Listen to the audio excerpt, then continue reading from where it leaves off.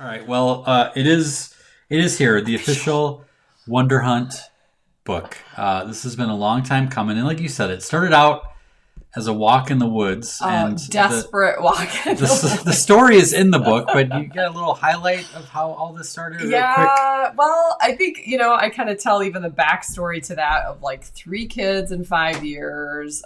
You guys kind of get a little glimpse into our world a little bit. But, back 8 years ago when the kids were all under 5 and under, I should say, it was crazy town. And True story. and then that turned me into crazy town. But the point was, I was just needing some self-care, and I was needing some wellness and some practice to put into place to take care of myself better. And that's where I found Wonderhunt. And this guy here was my biggest encourager. He actually named Wonderhunt. Those of you who know him, fun fact, are not surprised by that. But yeah, I think now seeing it come to life into a practice that others have adopted and made their own. It's not just nature photos. I love to say that it's not just for, any sort of person. It's for whatever season you might be going through where you're needing some more peace and joy.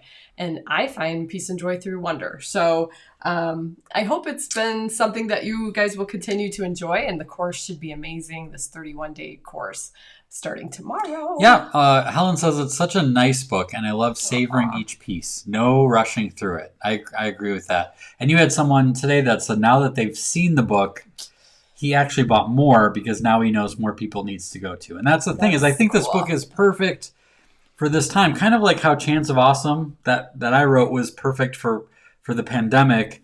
This is a perfect book for now.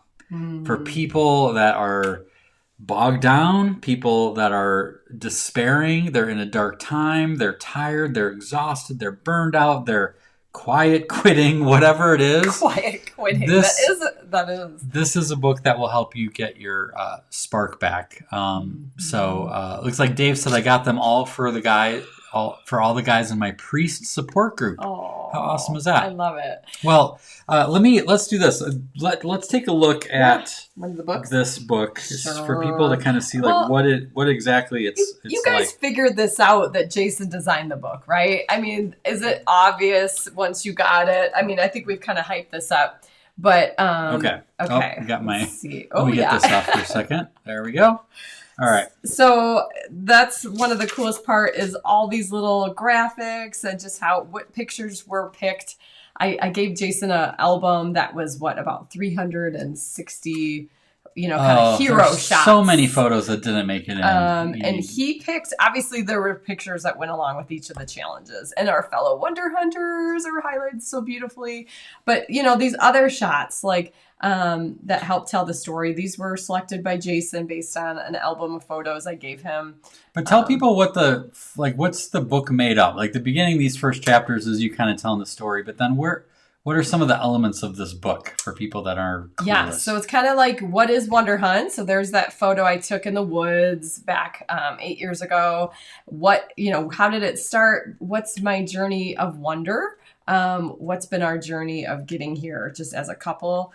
And how has wonder impacted me as I've gone along, and how that has made me who I am, which has been a really cool journey to identify for myself. And then it goes into these 31 challenges, we say, because basically, how do you wonder hunt? So it basically takes one chapter at a time with a little photo challenge, like highlight something that is both broken and beautiful. That will be our Wonder Hunt challenge for tomorrow. And there's a little reflection on it, quote, a fellow Wonder Hunter, beautiful Catherine Sheffield's mother's beautiful hands there, a photo tip, a wonder workout, so something to do with this concept, and then a question to get you to journal and reflect. And then that just rinse and repeats basically, 31 times. And then there's the ending. Yeah, that was kind of a surprise. A surprise ending. The surprise ending. I had written the ending. I was feeling really good about it. And then literally as it was in the editing process, my happy place turned into my not so happy place. And I had to write about it. I had to tell how Wonder Hunt became even more real for me in the healing process of losing our backyard in its current state of the 150 trees. And honestly, it was pretty eye-opening for me just to see how Wonderhunt helped me through that. Yeah. And it was the perfect conclusion of this story. So I don't know, guys. It was meant to be. I definitely feel like the ending was well-timed. If it had been, 2 weeks later and it was off to the printers, we would have been like, wow, what a weird thing. But it was meant to be for sure. Christy Ward says, I think the ending is the most amazing part for me. You didn't let the storm stop your dream. That's pretty rad. Yeah. That's awesome. So I think this is a keeper.